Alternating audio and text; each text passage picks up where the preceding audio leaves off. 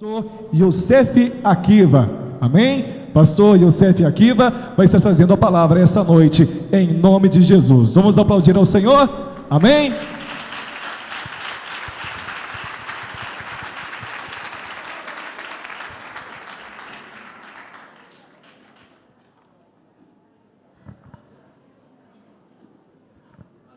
Boa noite, queridos irmãos. Boa noite, queridos irmãos. Eu desejo que a paz de Jesus esteja com todos vocês. Amém.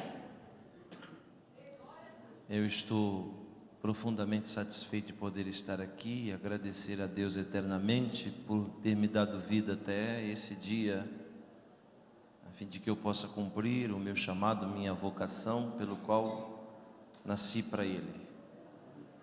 Estou minha primeira vez aqui na cidade de vocês. Cheguei um pouco cansado, debilitado, mas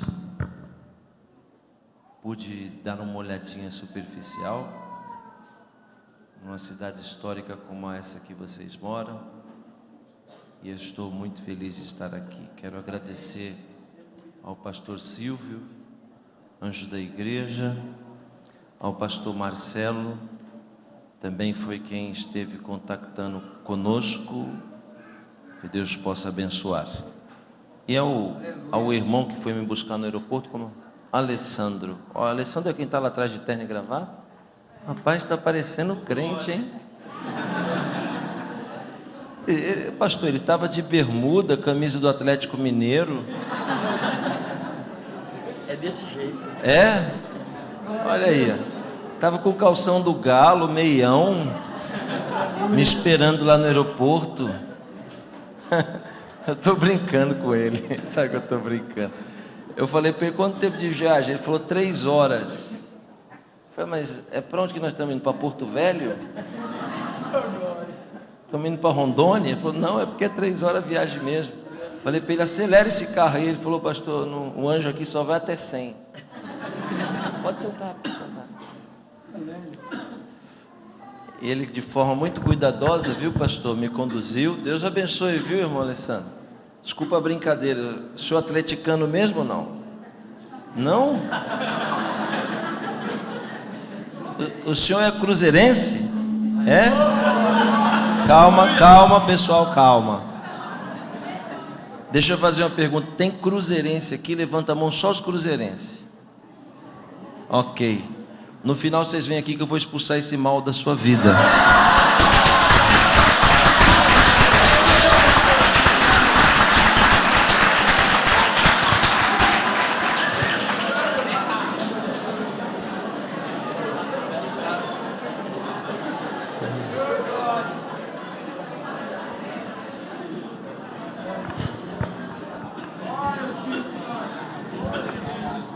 Glória ao Espírito Santo. Irmãos, deixa eu perguntar, quantos de vocês nunca me viram? Levante a mão. Bem alto, lá na galeria, aqui embaixo. Quantos nunca me viram? Levante a mão. Também no final eu quero orar por você. Você não está enxergando direito. Faz 20 minutos que eu estou sentado ali e você ainda não me viu. Então hoje Deus vai fazer um milagre aqui nessa igreja, muitas curas, muitas maravilhas. Tá certo que eu não sou grande coisa, mas dava para ter visto. Eu não sou grande coisa, mas sou esquisito, né? Diferente. Se você me visse em qualquer outro lugar, não ia nem apostar que eu fosse crente. Não é verdade? Você já viu um crente com cabelo invocado desse, irmã? Não tem, eu sou o único. Estava até aconselhando o pastor Marcelo a deixar um topete também. Mas ele falou que a doutrina aqui não permite, né, pastor?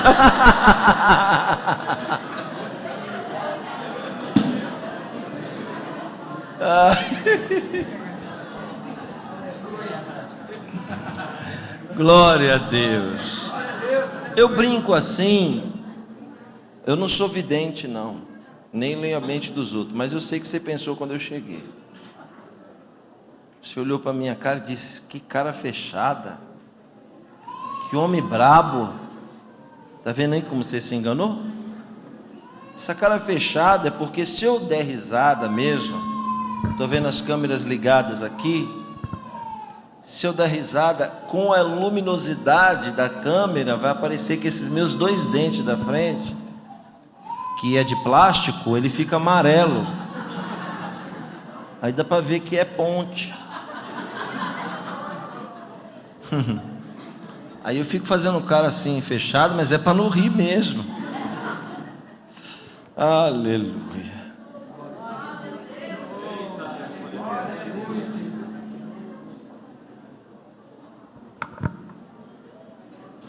Estou com medo danado de tropeçar no Senhor aqui. Já é a segunda. Eu vou ficar pregando olhando aqui para baixo. Aquela primeira vez que o senhor veio, eu achei que era um anjo já. O anjo já chegou aqui. Quem? Miguel, olha aí.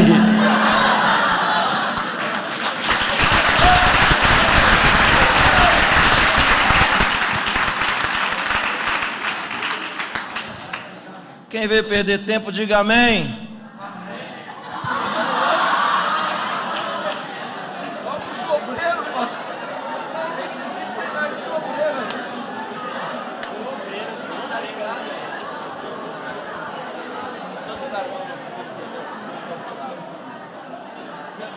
Logo, espera aí, logo os obreiros. O amém foi tão forte, quase despinchou aqui meu topete. Quem veio ouvir a voz de Deus, diga glória a Deus. Ok, preste atenção no que vou dizer. Até agora eu dei tempo de você conversar, rir, bater papo, andar, se ajeitar. A partir de agora é inadmissível alguém conversar, andar, beber água, ir no banheiro. Além de ser falta de educação falar quando alguém está falando, neste caso especificamente é falta de temor, porque quem está falando é o divino, é Deus. No entanto, eu quero dizer aos irmãos que, mesmo sendo essa cidade histórica e bonita, como vocês bem sabem, eu não vim aqui para visitá-la. Eu não vim fazer turismo aqui. Eu sou um emissário, um enviado de Deus. Nesses 12 anos, Deus me preparou. Veja, Deus me preparou 12 anos para esse dia. Hoje haverá uma demonstração do cuidado de Deus para a sua vida. De como Deus te ama. De como Deus tem um apreço, um cuidado e um carinho por você. Por isso eu peço que você redobre sua atenção. A partir de agora começa uma batalha, uma guerra. Um cabo de força com um jogo de interesses. Deus interessado em mudar a sua vida e Satanás interessado em te distrair. A partir de agora as crianças vão chorar. A partir de agora o sono vai bater, a movimentação vai acontecer, e tudo isso é resultado de dardos inflamados do maligno. Já que estamos bem orientados, nós vamos nos preparar para essa guerra, porque hoje nós vamos sair daqui em posse da nossa vitória. Amém? Eu já dei tempo para vocês andarem aqui e sentarem. E o tempo esgotou a partir de agora. Eu sou único em toda a minha família. Para quem não sabe, eu sou judeu. Toda a minha família, em todas as gerações da minha família, não existe um que acredite em Jesus. Eu sou único. Converti há 22 anos atrás. Desde então, só preguei para minha mãe, uma senhora religiosa, 3 vezes. Alguém me disse, como pode alguém tão eloquente, que sabe colocar as palavras, não ter convencido a sua mãe a encontrar Jesus? Minha resposta foi: eu não achei Jesus em uma lata de lixo. No entanto, não se pode dar pérola para quem aprecia ervilha. Então eu não prego para quem não quer ouvir.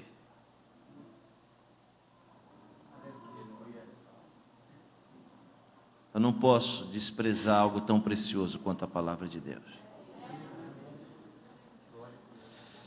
O primeiro livro, chamado de Gênesis. Abra sua Bíblia.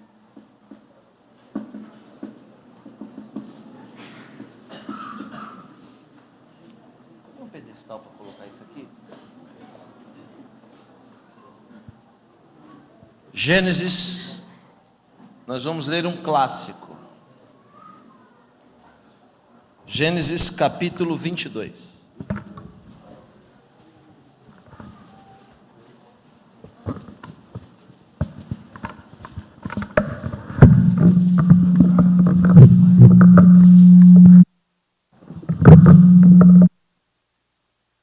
Gênesis capítulo de número 22,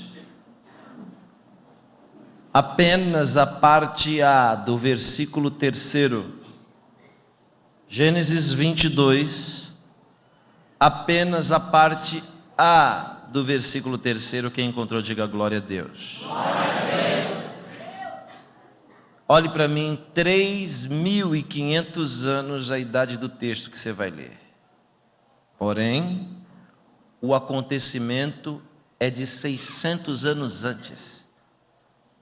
Então, o texto tem 3.500 anos e a história 4.100. Está escrito exatamente igual até os dias de hoje, a parte A do versículo 3º. Levantou-se, pois, Abraão, de manhã, bem cedo. Outra tradução diz: então se levantou Abraão cedo, de madrugada. Ambos os textos são sinônimos, querem dizer a mesma coisa. Feche os seus olhos, vamos orar. Baruch eti Adonai hamevorav leolan vaed. Baruch shen kavod malhuto leolan vaed. Bendito és tu, eterno nosso Deus, e de todo o universo sua palavra dura para sempre. Bendito seja o seu nome, e o seu reino jamais terá fim. Fale conosco nesta noite de forma clara, concisa e poderosa. Fala não o que nós queremos ouvir, mas fala o que nós precisamos ouvir. Que ninguém saia daqui do mesmo jeito que entrou, mas saímos daqui diferente. Por isso eu te peço, exorta, ensina e edifica. Abrimos o nosso coração para ouvir a sua voz, já te agradecemos em nome de Jesus. Amém. Só os salvos sentam dando glória a Deus. Tira o fundo musical, por favor, querido. Obrigado.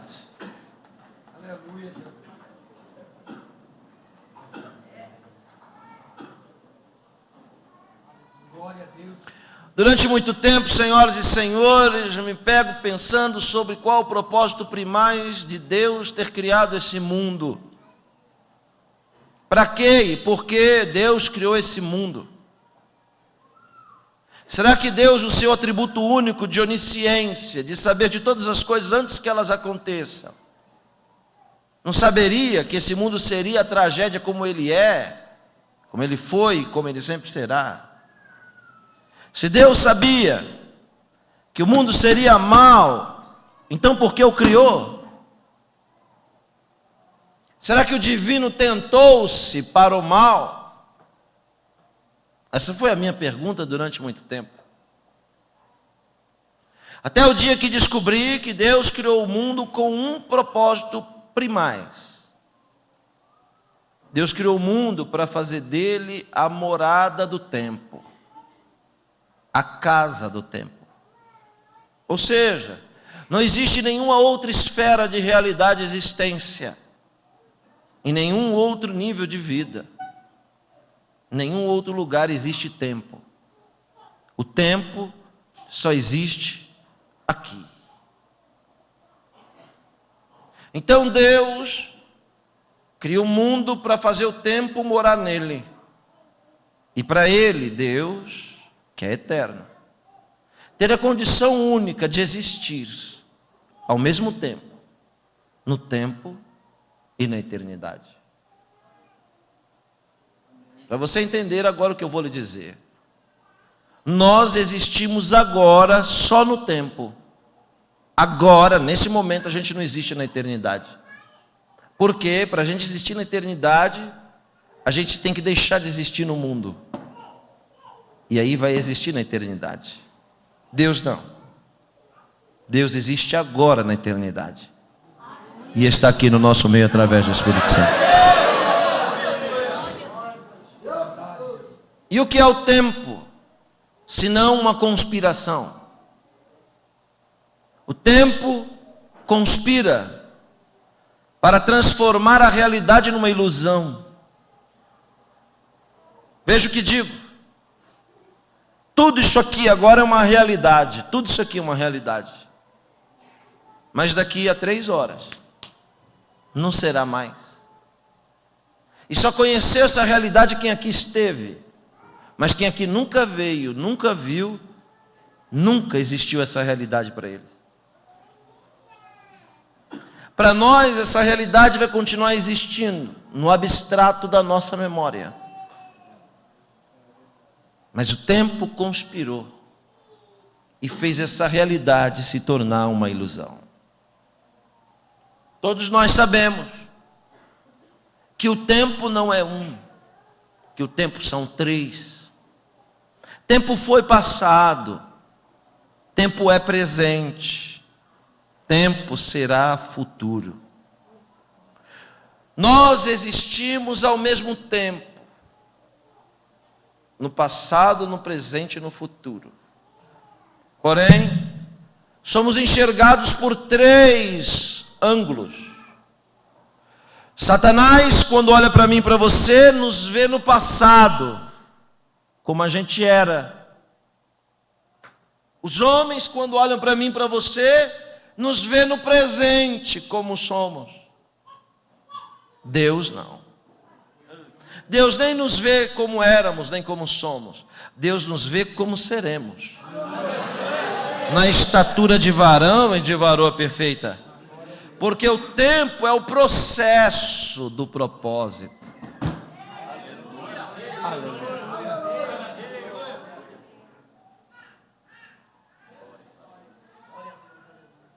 Nós humanos fracionamos o tempo, porque temos a tendência de dividir as coisas. Tempo para nós é centésimo, milésimo e segundo.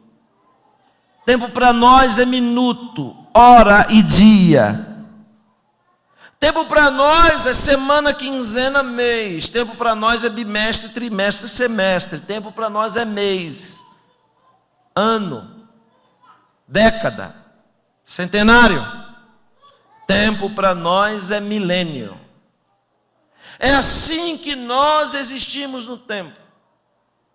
Porém, para Deus, o tempo não tem essas divisões todas. Para Deus, o tempo é dividido apenas em 2 partes. Uma parte de claridade, que Deus chama de dia. E outra parte de escuridão, que Deus chama de noite. Tempo para Deus é dia e noite. Tempo para Deus é claridade e trevas. Aleluia. Porque se alguém quiser aprender a viver bem nesse mundo, sem ansiedade de estar nele, tem que aprender um segredo, que a vida é feita de fase.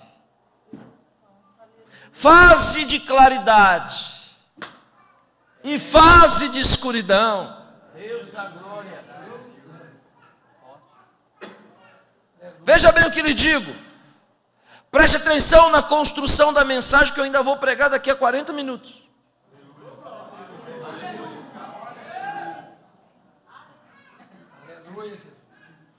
Agora é noite no Brasil, sim ou não? Sim. Eu lhe pergunto, é noite no mundo inteiro? Não. Tem certeza? Sim. Ficou em dúvida. Ele pergunta agora, nesse momento, é noite no Japão? Não. No Japão agora é o quê? Eu continuo lhe perguntando, será noite para sempre no Brasil? Não. Será dia para sempre no Japão? Não. Daqui a pouco aqui vai ser dia.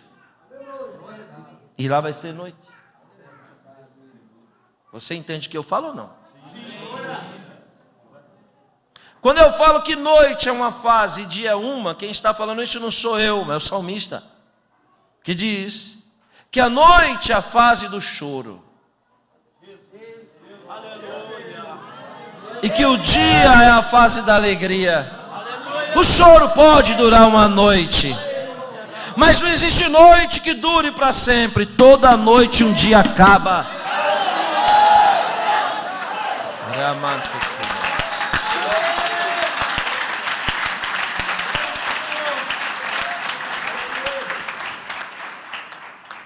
Por que agora é noite aqui, mas daqui a pouco será dia? Olhe para cá. Porque se tem uma coisa que o mundo sabe fazer bem feito, é dar volta.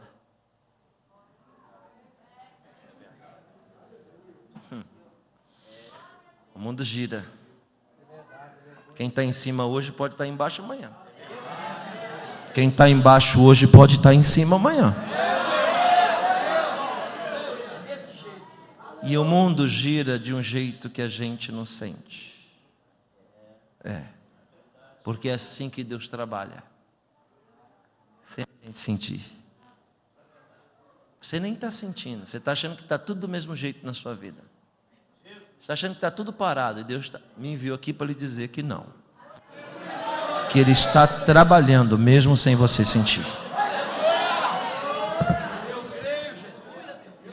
Diga bem forte, o mundo. Mais forte, o mundo dá volta. Não precisa ser cientista nem estudioso para saber que o mundo gira no mesmo eixo. Ele gira e não sai do lugar. Ele gira na rotação do tempo. Girando. Quando eu vejo o mundo girando, eu me lembro de um instrumento primitivo, arcaico de transformação, chamado moenda. Alguém aqui já viu uma moenda? Levante a mão. Muita gente não sabe o que é uma moenda, eu vou lhe explicar. Moenda é um instrumento primitivo. É um tronco preso a uma pedra. Olhe para cá, não se distraia. É um tronco preso a uma pedra. Em cima desse tronco uma travessa. E quando uma força, tração animal, gira a travessa, ela gira o tronco. Uma vez, pode deixar. Uma vez o tronco girando, a pedra se movimenta no mesmo eixo. E ela gira. Pode deixar. A pedra gira.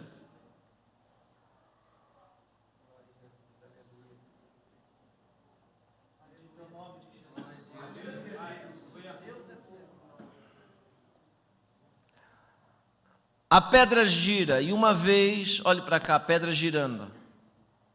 Qualquer coisa que for lançado na moenda, será transformada por ela.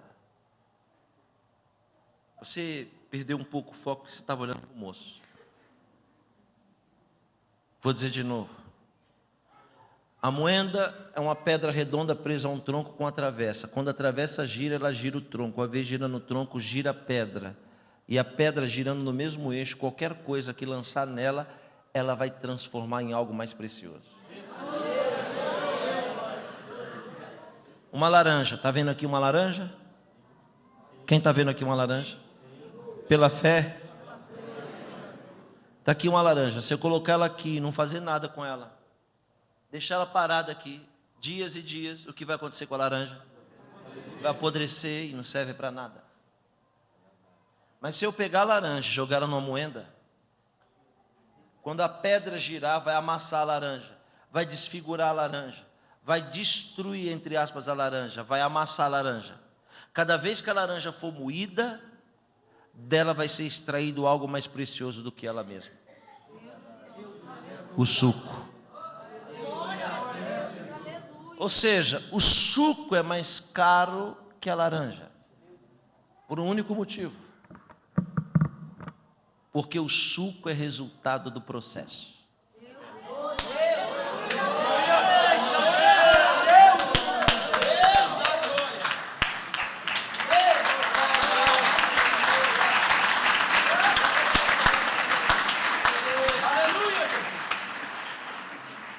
Não é todo mundo que entende o que eu falo, assim como não era todo mundo que entendia o que Jesus pregava. Porque muita gente vem para escutar e poucos para ouvir. Escutar é uma ação que entra no ouvido e sai no outro. Ouvir entra no ouvido e desce para o coração. Quando eu vejo uma moenda, eu me lembro da história Pequeno Sol. Você já leu a história do Pequeno Sol? Não? Sansão. Sansão quer dizer pequeno sol. A Bíblia diz que os filisteus descobriram o segredo de Sansão. Eu lhe pergunto, qual era o segredo de Sansão? Todos juntos, 1, 2, 3? Mais forte tem que ser, 1, 2, 3? Claro que não. Não, porque se cortasse a franja de Sansão, que era o cabelo, ele continuava com a força. O segredo de Sansão eram 7 tranças que estavam na sua cabeça. As 7 tranças eram semelhantes a um candelabro, de cabeça para baixo, derrubando unção constantemente sobre a cabeça dele. Os filisteus descobriram que se tirasse o candelabro da cabeça dele, ele ia perder o mistério que ele tinha com Deus. Então, os filisteus rasparam a cabeça de Sansão. Depois, furaram os olhos de Sansão. O que os filisteus deveriam fazer na sequência? Eu lhe digo, matar Sansão. Mas em terceira instância, os filisteus cometeram um equívoco medonho. Ao invés de matar Sansão, os filisteus preferiram zombar do Deus de Sansão. Ouve bem o que eu vou lhe dizer. Na vida é assim. Deus permite rasparem a nossa cabeça, porque Deus não pode se responsabilizar pelas nossas atitudes. Deus permite furarem os nossos olhos, porque Deus não pode se responsabilizar pelos nossos atos. Mas tem uma coisa que Deus não permite: é que alguém zombe do Deus que a gente serve. Aí Deus entra na peleja.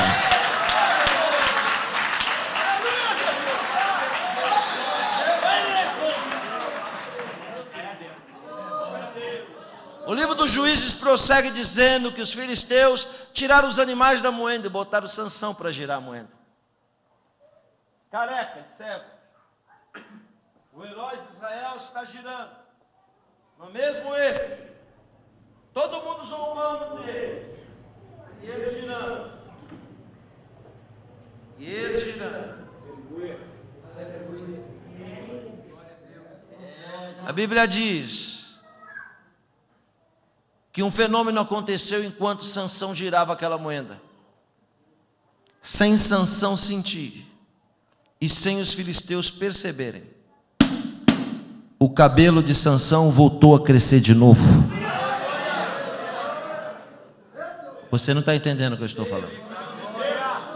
Tem gente que entrou aqui hoje se arrastando, cansado, moribundo e sem força, dizendo: eu vou parar de virar e girar essa moeda. Deus está lhe dizendo: não desiste de girar essa moeda, porque o seu cabelo vai crescer de novo. Estou pregando em parábolas para quem quer e entende o que Deus está falando. Seu cabelo está crescendo de novo e você não está sentindo, nem os seus inimigos estão vendo. Aleluia, mas está crescendo de novo. Sabe o que a Bíblia diz? Que a obra que Sansão realizou de uma só vez foi maior do que de toda a sua vida. Você recebe o que eu vou falar agora e vou prosseguir, nem explicar? Então recebe. A glória da segunda. Aleluia! será maior do que a da primeira. Onde estão aqueles que entendem o que Deus está falando aqui, por gentileza, se manifesta. Não é para desistir na primeira.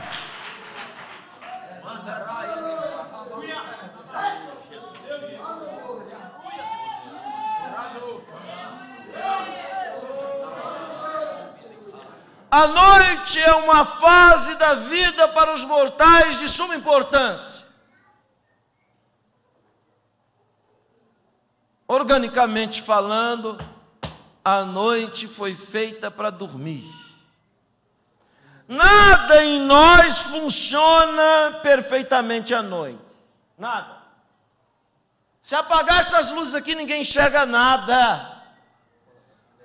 Porque os nossos olhos dependem da claridade para enxergar. Isso quer dizer que Deus nos fez para viver na luz. E não na noite. Então, para que serve a noite?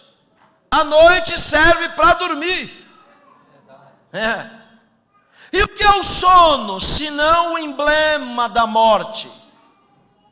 Sono e morte, senhoras e senhores, é a mesma coisa, em proporções diferentes. Ou, não sou eu que digo, ressuscitarão primeiro aqueles que morrem. Quando a menina morre, alguém diz para Jesus que ela morreu, e Jesus diz, ela não morreu, ela apenas dorme. De 4 dias, alguém diz, Lázaro é morto. Ele diz, eu irei lá despertá-lo. Porque a morte e o sono é a mesma coisa. O que é o sono e a morte? Eu lhe explico. O sono não é nada mais, nada menos do que a desconexão da consciência no tempo. Quem, olhe para cá, está dormindo, não tem consciência do que está acontecendo na realidade. Faz um teste. Chega em casa hoje, antes de dormir, tira o relógio do braço e veja que horas são. 00:30. Põe o relógio debaixo do travesseiro e dorme. Na hora que acordar, sem olhar para o relógio, tente saber que horas são. Não sabe. Dormiu 10 horas e achou que foram 2. Dormiu 2 e achou que foram 10. Porque o sono desconectou a sua consciência da realidade. Alguém aqui tem filho pequeno que tem que levar para a escola? Levante a mão. Ah, Deus te dê graça. Porque é difícil acordar o filho pequeno para ir para a escola de manhã. Balança, ele não acorda. Faz barulho, ele não acorda. E aí tem que jogar uma aguinha gelada para ver se ele acorda. Agora olhe para cá, alguém que morreu. Alguém que morreu. Se você fizer barulho, ele acorda? Se você jogar água gelada, ele acorda? Se você empurrar, ele acorda? Então como é que quem morreu está dormindo vai acordar? A Bíblia diz que quem morreu só acorda um som codificado, que a Bíblia chama de trombeta. E a mesma Bíblia chama de brado e alarido. Ou seja, quem morreu só acorda ao som do rugido do leão da tribo de Judá. Sem movimento. Sem movimento. Todo dia a gente morre e ressuscita. Morre, ressuscita. Morre, ressuscita. Vai chegar um dia que a gente vai morrer. Mas quando a gente ressuscitar, nunca mais a gente vai dormir de novo. Porque vamos receber um corpo glorificado.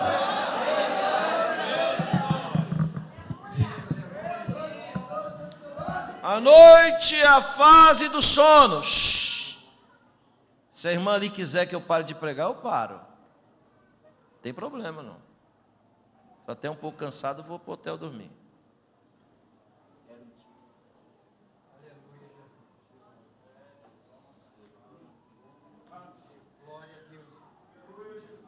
Onde eu estava mesmo, irmãos?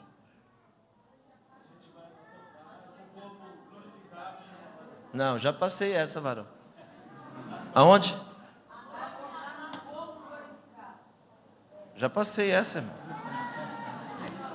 Estou querendo saber se você está prestando atenção no que eu estou falando. Hã? Não sabe onde eu estou?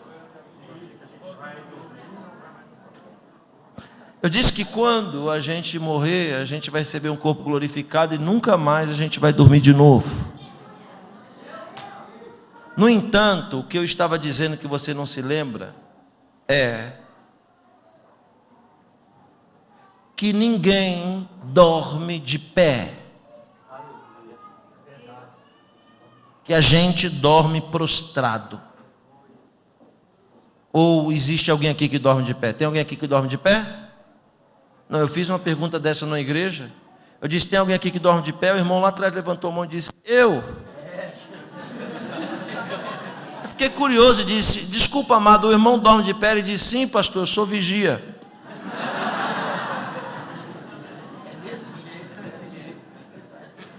Mas os normais dormem caídos, prostrados. Existem fases escuras da vida que duram mais do que uma noite. Para Paulo no barco, ele ficou sem ver a claridade 14 dias. Algumas fases escuras duram mais do que as claras. E é na fase escura que a gente está prostrado. O fato de estar caído e prostrado não quer dizer que Deus deixou de nos amar.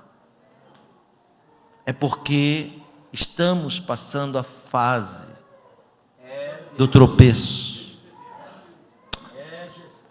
Mas eu tenho algo a dizer para você que está prostrado diante dessa adversidade, dessa dificuldade, diante dessa fase. Essa fase vai passar. Porque o homem pode se prostrar, mas Deus não vai permitir que ele viva prostrado para sempre. Todo mundo tem uma fase de noite na vida. Até Jesus teve uma noite emblemática. A última noite de Jesus começa no cenáculo em Jerusalém, num culto de Santa Ceia. Lá estão 12 dos seus discípulos. Redobre sua atenção. Jesus diz para os discípulos isso: eu vou dormir 3 dias e 3 noites, mas ninguém vai precisar me acordar, eu vou acordar sozinho. Os discípulos não entendem o que Jesus está pregando. Eu fico impressionado com isso, porque Jesus pregou a mesma mensagem para os discípulos 3 anos e meio. Quando ele é preso, os discípulos se esquecem da mensagem e fogem. Interessante é que Caifás nunca tinha ido no culto de Jesus. Caifás nunca viu Jesus pregar. Mas depois de Jesus estar morto, ele chama Pilatos e diz: bota soldado na porta, porque eu ouvi dizer que esse homem vai ressuscitar.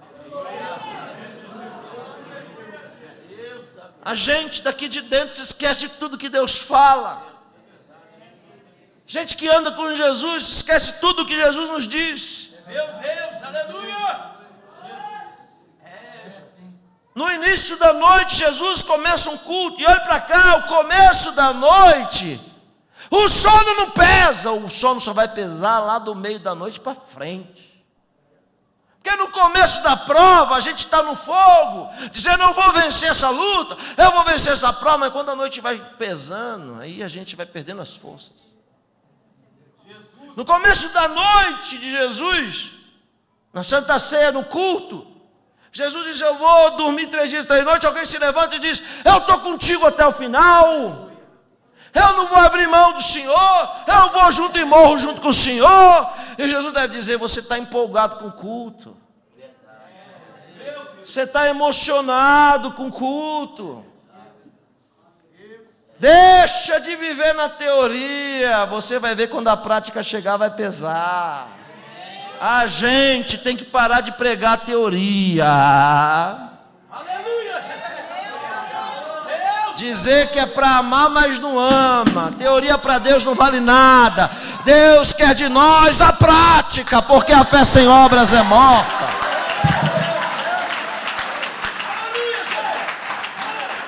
Teoria não salva ninguém. A noite vai chegando e Jesus desce de Jerusalém e vai para o Vale do Cedro.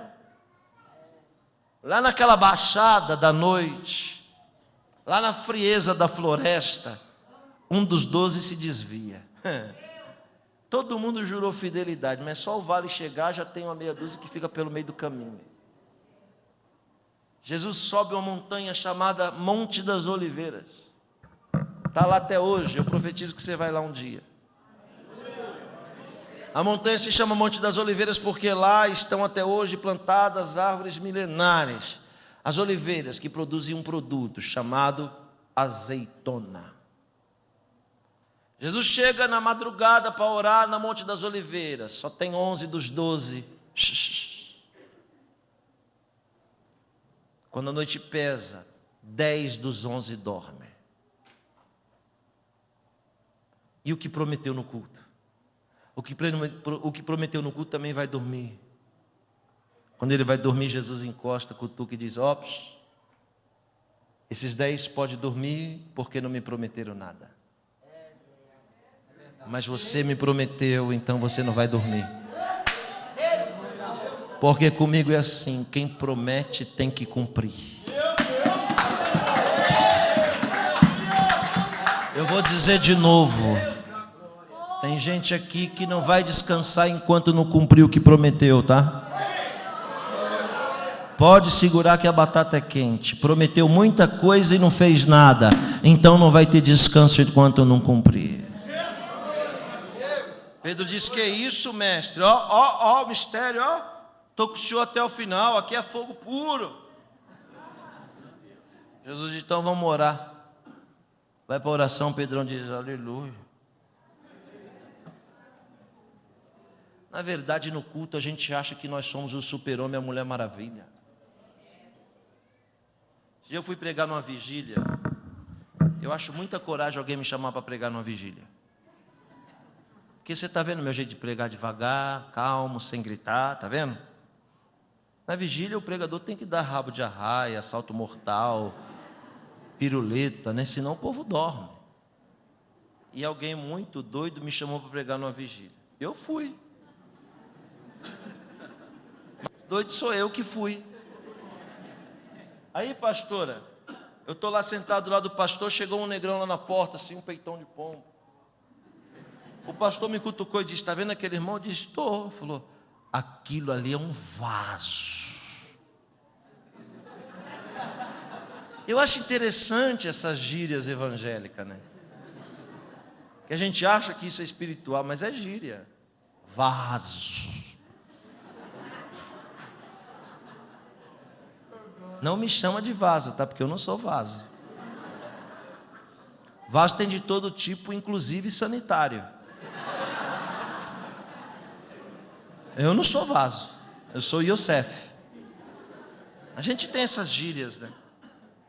Aí ele me cutucou e disse: está vendo aquilo é o maior vaso que eu já vi. Eu disse: é mesmo? Disse: aquilo ali ora 25 horas por dia, 8 dias por semana, 35 dias por mês. Falei: ixi, deve ser, fica até com medo do homem. Falei: não vou nem dar a mão para ele, vai que eu dou e manifesta alguma coisa ruim em mim, né? Muita santidade. A pessoa, vou dar a mão para ele e diz: não me toques, porque eu ainda não subi ao Pai. Eu falei: eu não vou nem dar a mão para ele, vou ficar quietinho. Mas fiquei de olho nele. Tem um ditado italiano que eu gosto muito, que diz assim: il male di avvoltoio è pensare che giaguaro è morto.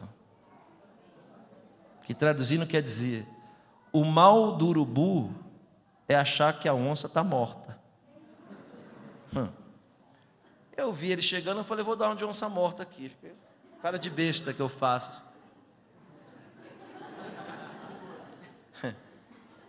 Aquele irmão chegou, abriu a Bíblia aqui, botou a Bíblia aqui, ajoelhou, botou a cara na Bíblia e começou a chorar na vigília. E a onça de olho.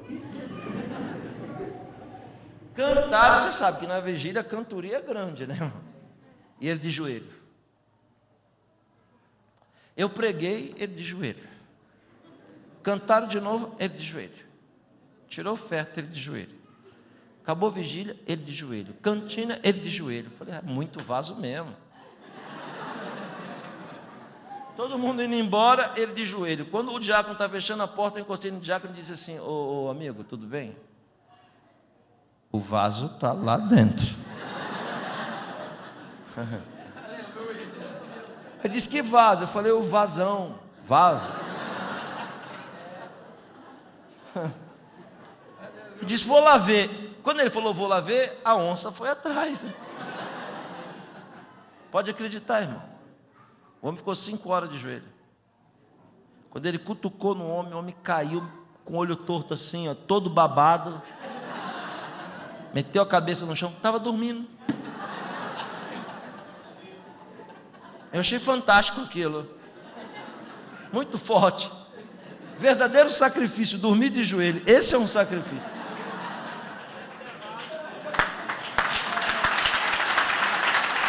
Assim como o vaso, assim como nós, quer transparecer para Deus algo que nós não somos. A Bíblia diz que depois de tanto insistir, Jesus chega perto de Pedro, olha para cá, e ele está dormindo. E aí Jesus não o desperta mais, deixa ele dormir. A Bíblia diz que na distância de um tiro de pedra, Jesus sai de perto de Pedro. Isso quer dizer o quê? Que ele insiste até um ponto. Depois ele sai de perto.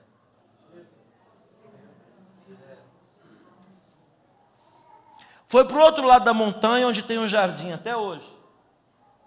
O jardim chama em língua hebraica Getsemane. Getsemane quer dizer o lugar da prensa. Por quê? Porque lá no lugar onde Jesus orou, tem até hoje uma moenda. Em cima da montanha, uma moenda. Por que tem uma moenda naquela montanha? Porque a montanha produz azeitona. Está vendo aqui uma azeitona? Sim? Não, irmã? A irmã lá fez não? Põe o óculos para ver se consegue. Está vendo aqui uma azeitona? Quanto vale uma azeitona? Nada. Vem na pizza, a gente joga fora. Ninguém dá valor para azeitona. Mas quando a azeitona é jogada na moenda, quando a azeitona vai para o processo, o que não valia nada passa a ter muito valor. E da insignificante azeitona é extraído algo muito mais precioso do que ela mesma: o azeite. Não é 1 ou 2 lugares que eu chego que as pessoas chegam para mim e dizem, pastor, por que o senhor não põe a mão na minha cabeça e me dá um pouco dessa unção? Eu digo, guti. Mas que coisa bonitinha do papai do céu. O bebê quer um chão, bobinho, guti. Todo mundo quer unção, mas ninguém quer moenda.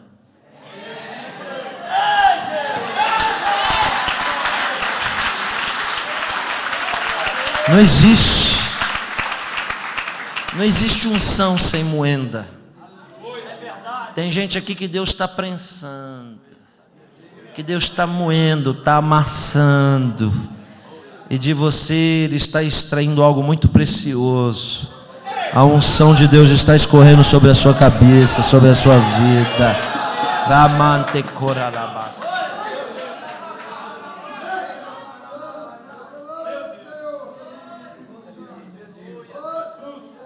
Pastor, até agora o senhor pregou, e aí?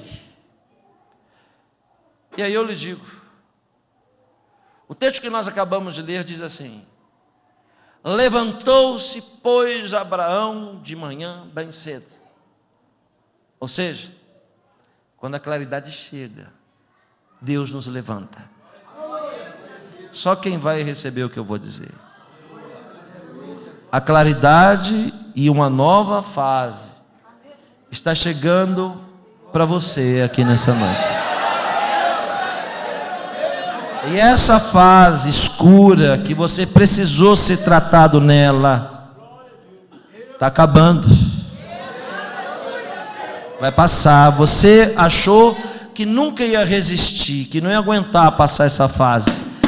E várias vezes você pediu a morte, você pediu para se desfazer nessa fase. E Deus está lhe dizendo que não. Que agora Ele está no final. E tudo que está caído Ele vai levantar e vai colocar de pé de novo. Aleluia, uma nova fase está chegando para alguém aqui no nosso meio nessa noite. Levantou-se Abraão de manhã bem cedo, e agora a Bíblia vai narrar a maior experiência de fé de toda a história. Mas a Bíblia só vai narrar a experiência de Abraão na claridade. A Bíblia não fala o que aconteceu na vida de Abraão na noite. E a noite é o preparo. A noite é o preparo para a claridade. Você não pode entrar na claridade sem ter passado pela noite. A noite é uma fase que nós somos muito exigidos. Quem está me ouvindo? Esses dias eu fui vender um carro meu. Na hora que bateu ali no Detran para puxar as multas, quase que eu dormi. Mais de 5.000 de multa. Lá na minha terra tem um negócio chamado radar eletrônico. Aqui não tem isso não, né? Tem. Eu me lembro de todas elas, dirigindo à noite com o secretário do lado, correndo, aí eu vi aquela claridade. Eu dizia para ele, nossa, até aqui estão tirando foto da gente. E ele, pastora, mais espiritual do que eu, dizia assim, que foto o quê? Vaso. Essa claridade é do anjo. Pois eu fiquei pensando, que anjo caro esse. O que eu quero dizer com isso é que eu não tomei nenhuma de dia. Ou seja, à noite as armadilhas estão mais prontas. E ó, não tenha pressa na noite. O diabo quer que você fique ansiosa e ansioso, sem te dar certeza. Não é assim, irmã? E ele está lhe dizendo, não tenha pressa. Porque tudo que você não enxerga direito agora, eu vou fazer você enxergar nos próximos 14 dias da sua vida. Espera, tenha paciência e calma. A Bíblia vai narrar a experiência de Abraão na claridade. E à noite? À noite Deus desceu na tenda mais chique e glamourosa de todo o Oriente Médio, na casa de Abraão. Quando desceu lá, olhe para cá, olha o que Deus disse para Abraão. Abraão, é o seguinte, quando o dia amanhecer, você pega o seu único filho e sacrifica para mim no lugar que eu vou te mostrar. Agora eu vou grifar algo que é da minha autoria, mas eu me responsabilizo. Não está na Bíblia, mas eu me responsabilizo. Deus deve ter dito para Abraão, e tem mais, não acorda Sara.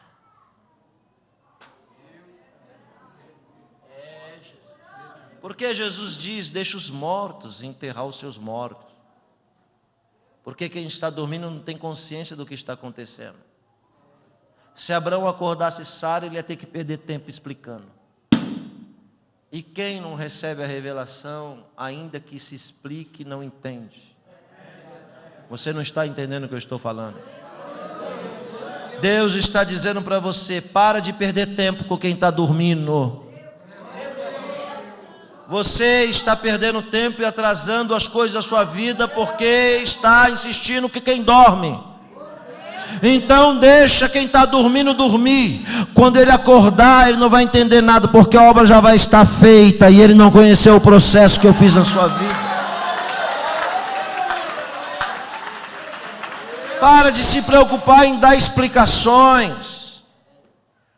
Para de se preocupar em ficar tentando convencer as pessoas. A noite é tua. Deixa eles dormindo.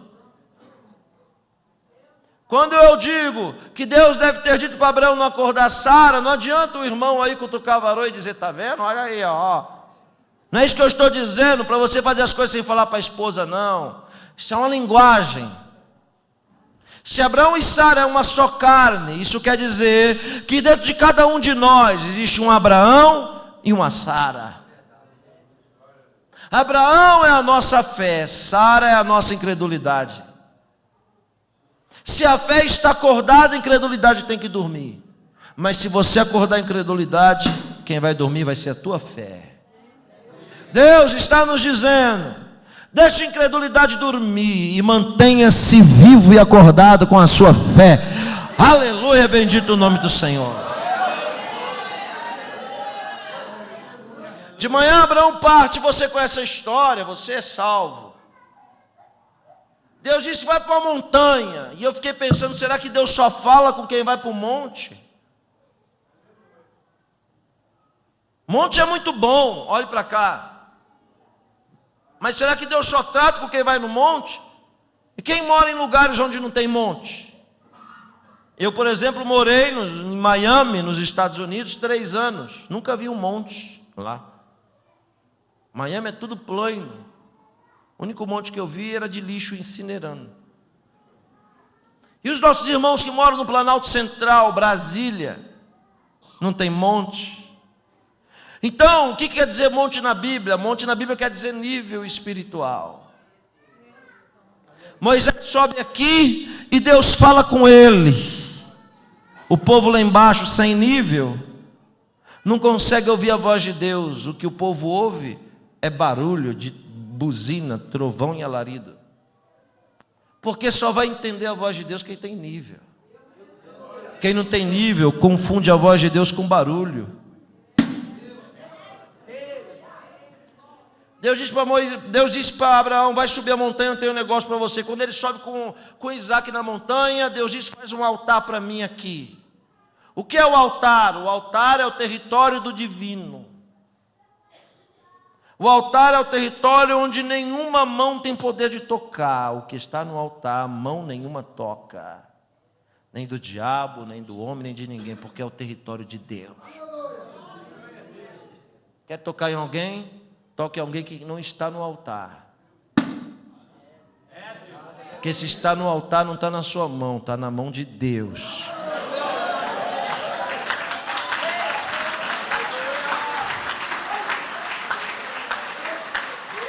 Olhe para cá.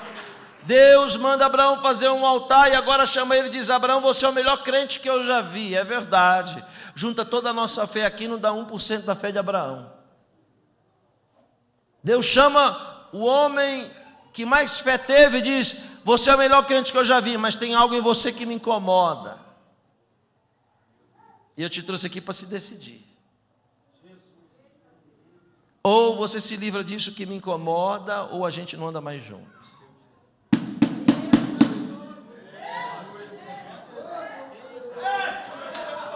O que que Deus quer de Abraão? Você vai dizer: Deus quer Isaac. Eu vou dizer que não, Deus não quer Isaac. O que incomoda não é Isaac.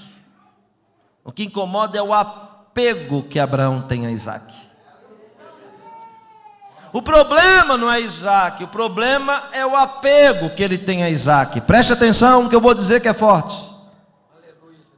Ter dinheiro e riqueza não é problema nenhum. O problema é o amor ao dinheiro. É a raiz de todos os males. O problema não é material, é abstrato, é coração. O evangelho é feito de palavras abstratas, profundas. Olha só o que é evangelho. Não junteis. Por que juntamos? Juntamos porque somos carentes. Juntamos porque somos fracos, debilitados por natureza. Então a gente junta. Junta o quê? Junta palavras duras que falaram para nós há 10, 15, 20 anos atrás. A gente junta, guarda no coração e diz: eu vou me vingar um dia. A gente junta as trapaças, os golpes, as traições e os abandonos que a gente viveu. A gente junta. A gente junta tudo. Porque somos entulhadores por natureza. Ouça. Eu tenho um amigo judeu em São Paulo, criado comigo desde pequeno, não é crente, é judeu, religioso, riquíssimo, milionário. A mãe morreu. Ele me chamou e disse: aqui, você que você é meio espiritualista. Espiritualista. Sou espiritual. É isso aí mesmo.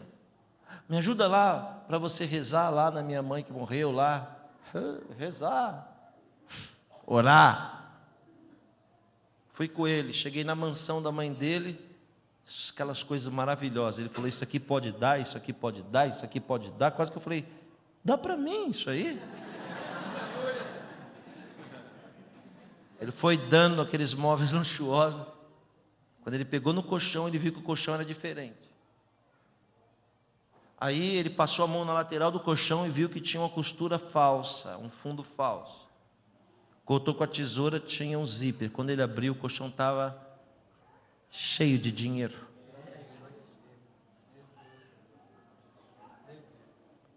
O pior é que aquele dinheiro que lá estava era cruzado, cruzeiro, dinheiro que não valia mais. Sabe o que ele fez? Se ajoelhou e começou a chorar muito. Eu disse: por que você está chorando? Ele disse: estou chorando porque quando eu vejo esse dinheiro aqui que não vale mais nada, eu imagino quanta coisa minha mãe deixou de fazer para juntar ele. Minha mãe deixou de comer, de vestir, de beber.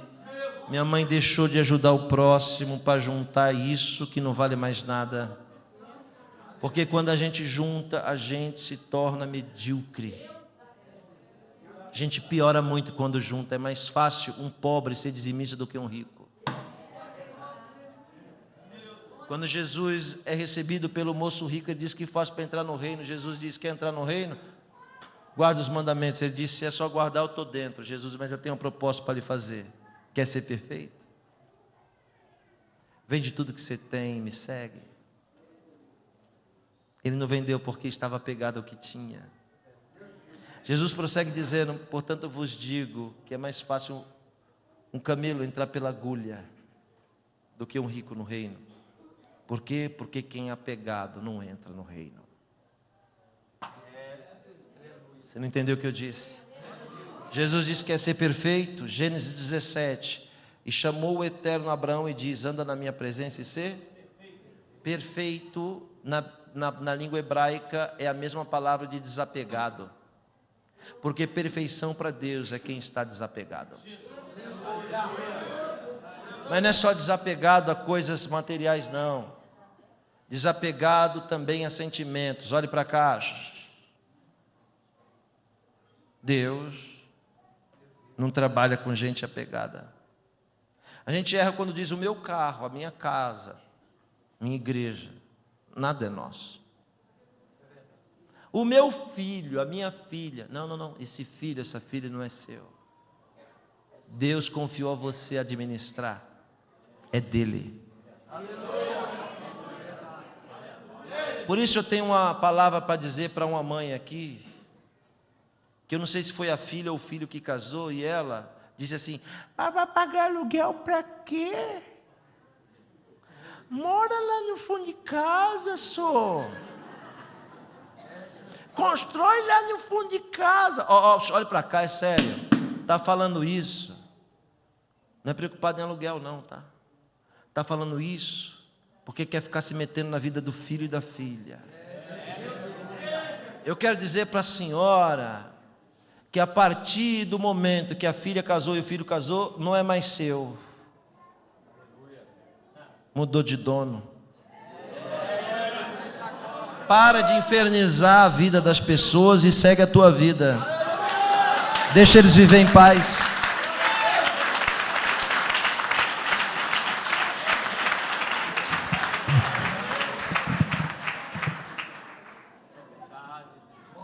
Nem nossos filhos são nossos.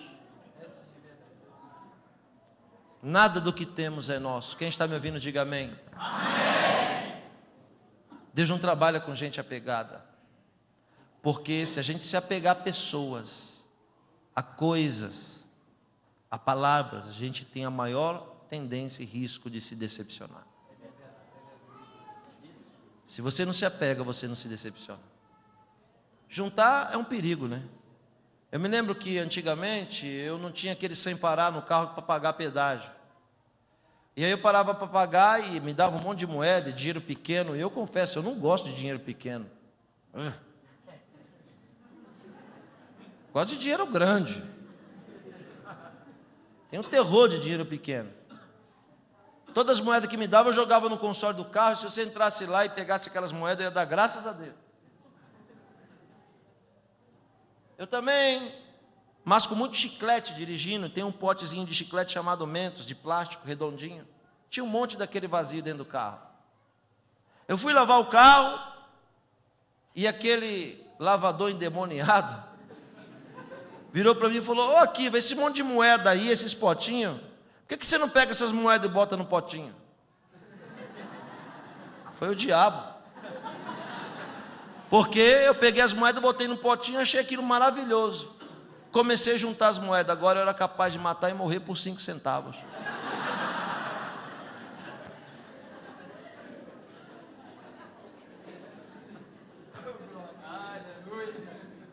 Porque tudo aquilo que a gente junta, a gente se apega. É sério que eu estou falando. Eu estou falando com pessoas aqui acorrentadas ao passado. Falando com pessoas aqui que carregam fardo muito pesado e não consegue se libertar, porque é muito apegado. Deus está lhe dizendo: se você quiser andar comigo, você vai ter que ser livre. Deus não queria Isaac de Abraão, o que Deus queria era libertar Abraão de Isaac. Deus não precisa de nada do que a gente tem. O que Deus precisa é nos libertar de qualquer coisa. Porque quem é livre não cria expectativa e nem é ansioso. Se aconteceu bem, se não aconteceu, glória a Deus do mesmo jeito. Aleluia, estou sentindo a presença de Deus.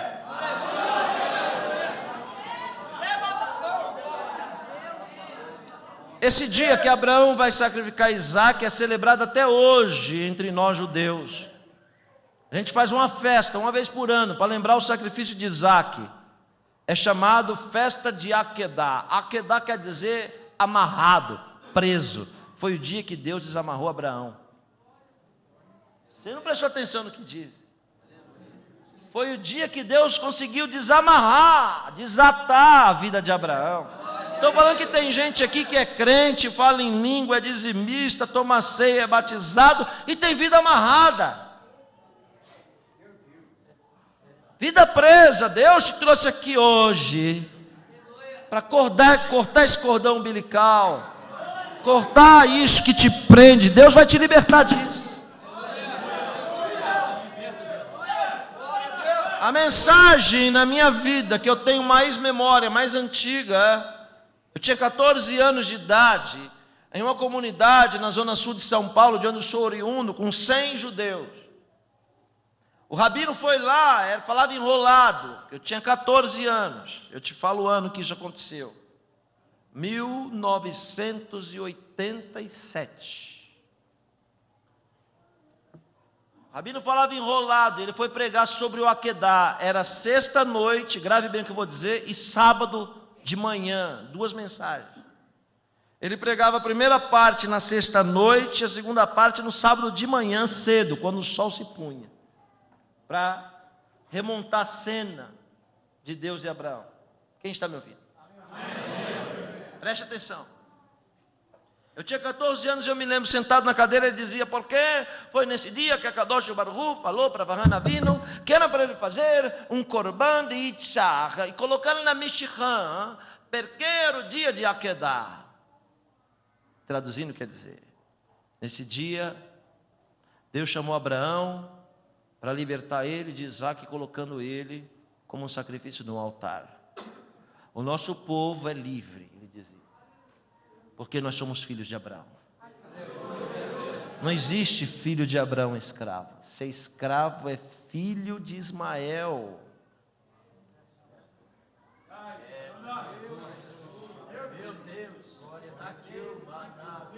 Estou sentindo a presença de Deus.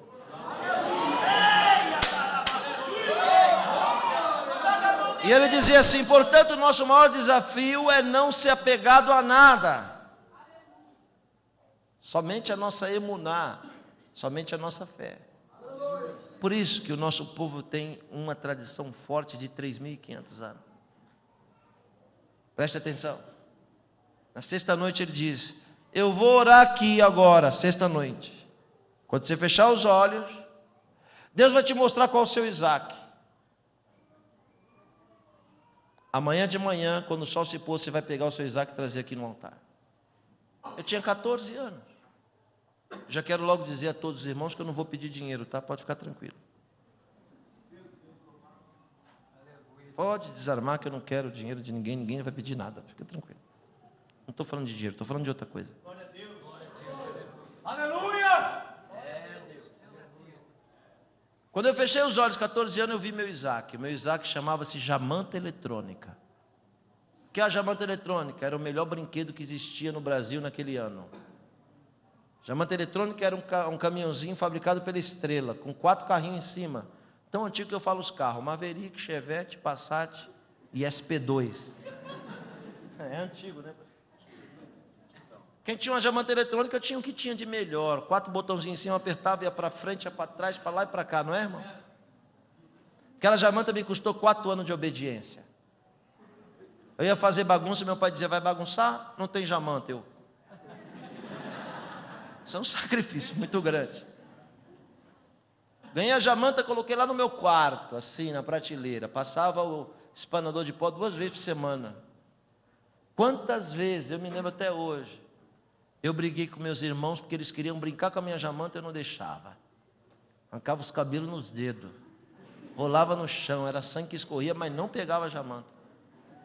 Aquela jamanta era o meu Isaac, era o meu orgulho. Quando alguém vinha me visitar meus pais, eu dizia: vem cá que eu vou lhe mostrar algo. Pegava a pessoa, levava para o quarto, acendia a luz e fazia assim. As pessoas olhavam e diziam: uau! Uma jamanta eletrônica! E eu, cheio de orgulho, dizia: sim, uma jamanta eletrônica. Naquela noite, o Deus que está aqui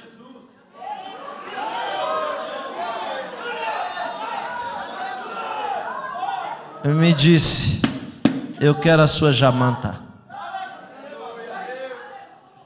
Foi a noite mais longa da minha vida. Pesadelo. Eu vi essa jamanta voando, pegando fogo. Quando o dia vai amanhecendo, mamãe bateu na porta: vamos para o culto. Culto da nossa vitória. Peguei a jamanta, botei na sacola e fui. Ela olhou, não falou nada, ela sabia. Peguei a jamanta, botei no altar, cheio de fé. Botei no altar, voltei. Sentei. Quando eu sentei, parece que o diabo sentou do meu lado. Começou a falar aquelas loucuras no meu ouvido, no meu coração, dizendo: você sabe para quem vai essa jamanta, né? Como assim vai essa jamanta? E aquela voz maldita dizia: você sabe quem vai tomar posse dessa jamanta, né? Eu dizia: toma posse da jamanta? O diabo dizia assim. Eu disse: quem? O diabo dizia: o filho do rabino.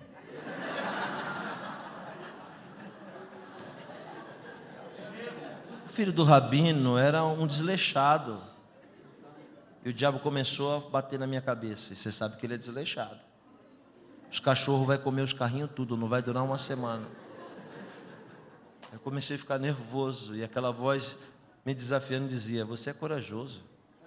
Espera todo mundo fechar os olhos para rezar, para orar. Vai lá e pega ela de volta. Eu disse: é isso que eu vou fazer. Geralmente é assim, tudo que a gente põe no altar, a gente acha que é para os outros. Jesus!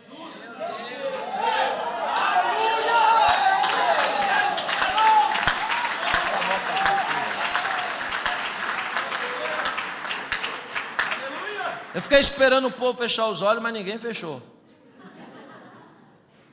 Aí o diabo disse: você é corajoso.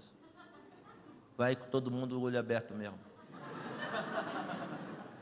Aí a narina já estava assim, a narina. Bom touro, eu disse: eu vou.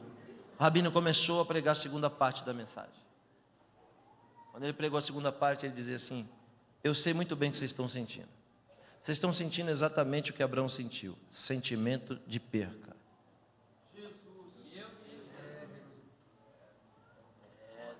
Estou vendo o Isaac de muita gente aqui. E você está achando que você perdeu esse Isaac igualzinho Abraão achava que perdeu. Mas eu quero lhe dizer, Deus não precisa do Isaac de ninguém. E como Deus fez com Abraão, eu vou fazer com você. Eu vou orar nesse Isaac e vou devolver ele para você de novo.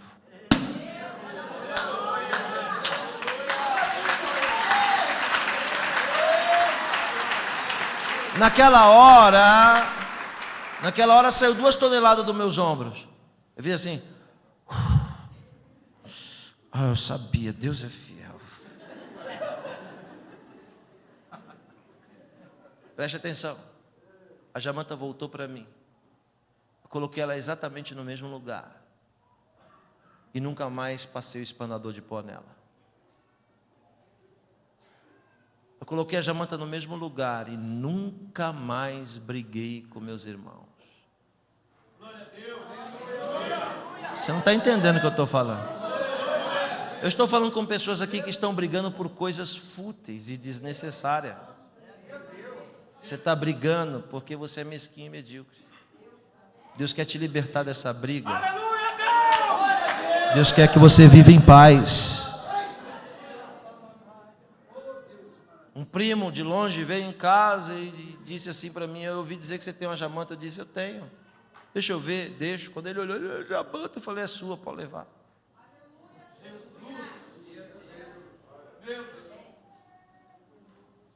Desde então não tem nada que eu queira que Deus não me dá. Porque Deus não trabalha com gente apegada. Hoje é uma noite de libertação.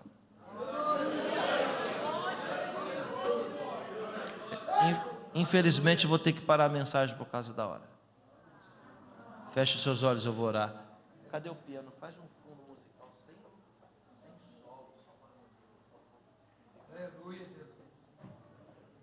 Feche os seus olhos. Põe a mão no seu coração. Aleluia. Meu Deus.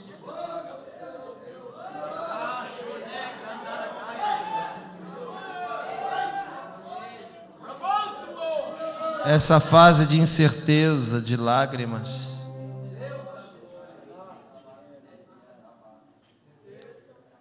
essa fase de escuridão, você sabe do que Deus fala. Ele diz: eu não te chamei para ser apegado a nada. Não andeis ansiosos com nada.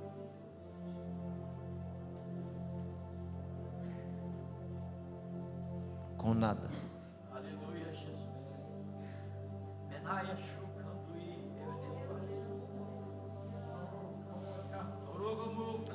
Existem pessoas que entraram aqui nessa noite em busca de uma resposta.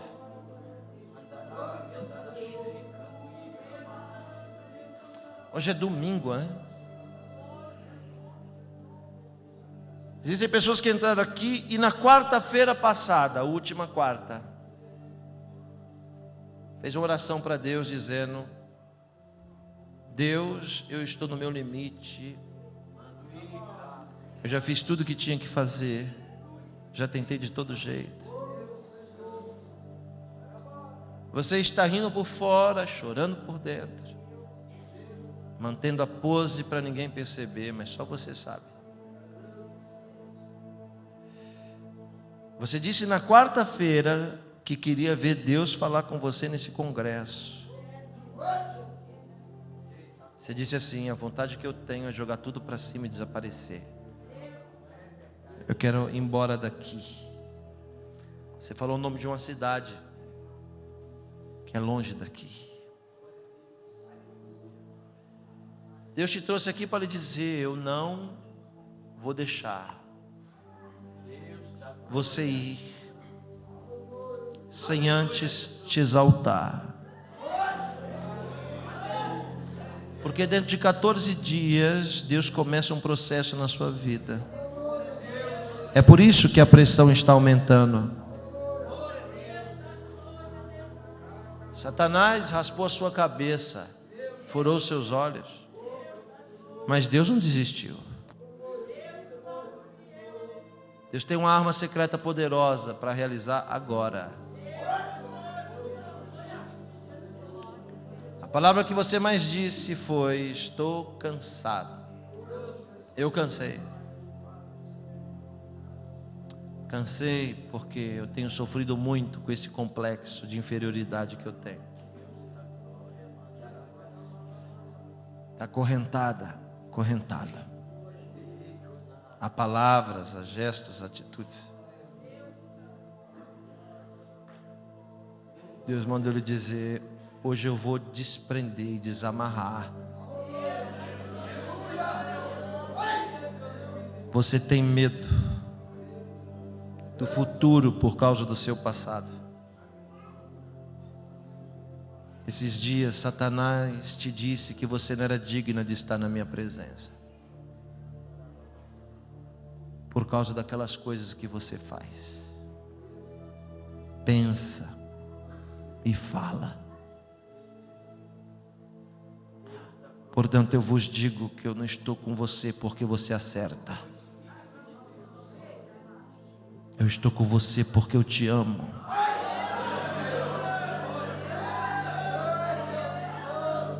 A minha graça te basta.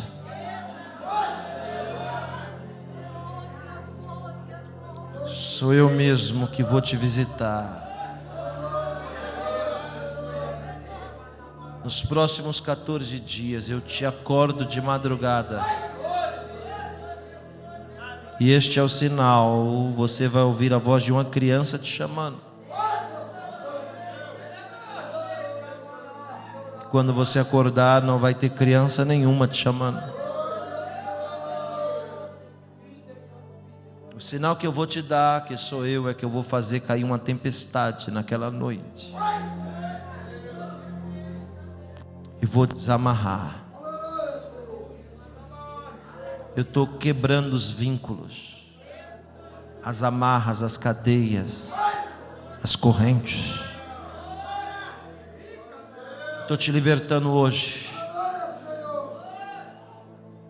Libertando o seu coração apegado a esse sentimento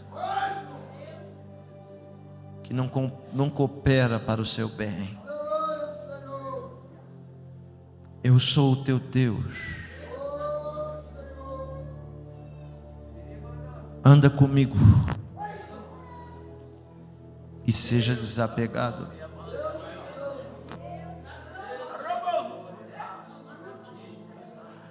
Vou lhe dar 2 minutos para você falar com Deus agora, do seu jeito.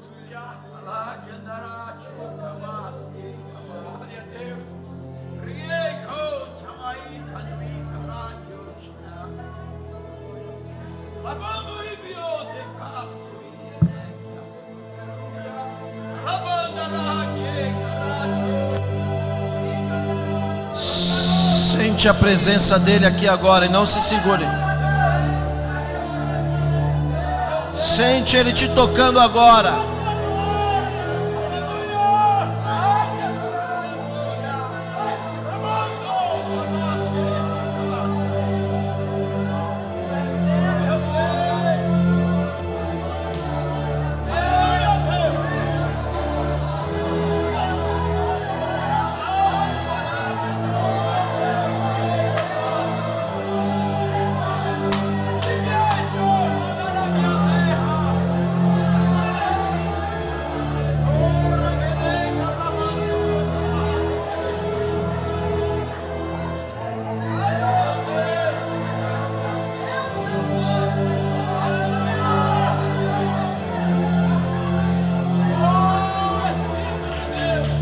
Hoje Deus te liberta dessa ansiedade.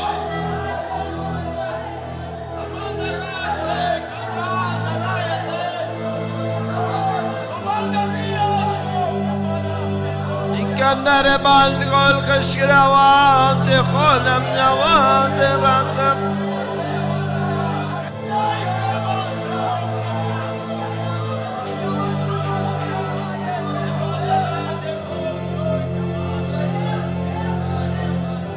Faça o que está dando vontade de você fazer. Agora, faz agora o que Deus está mandando você fazer.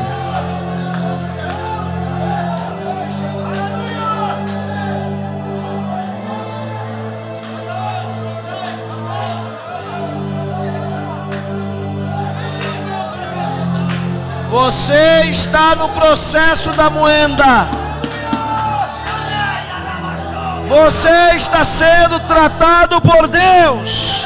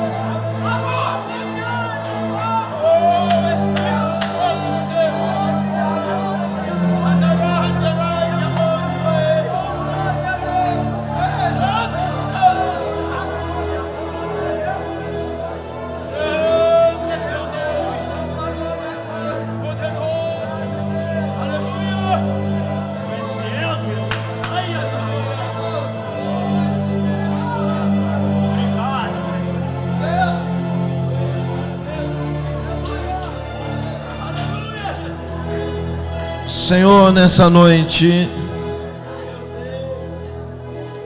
nós te pedimos, ajuda-nos a melhorar, a ter uma vida mais desapegada. Não deixe o nosso coração se apegar a nada, senão a Ti. Nos liberta, Senhor. Nós colocamos no seu altar aquilo que é difícil de colocar.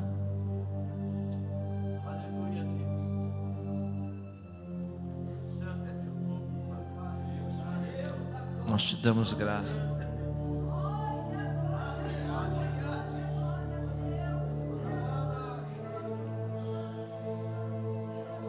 Amém. Dê um abraço em alguém perto de você. Diga para essa pessoa: me ajuda a melhorar. Eu preciso que você me ajude.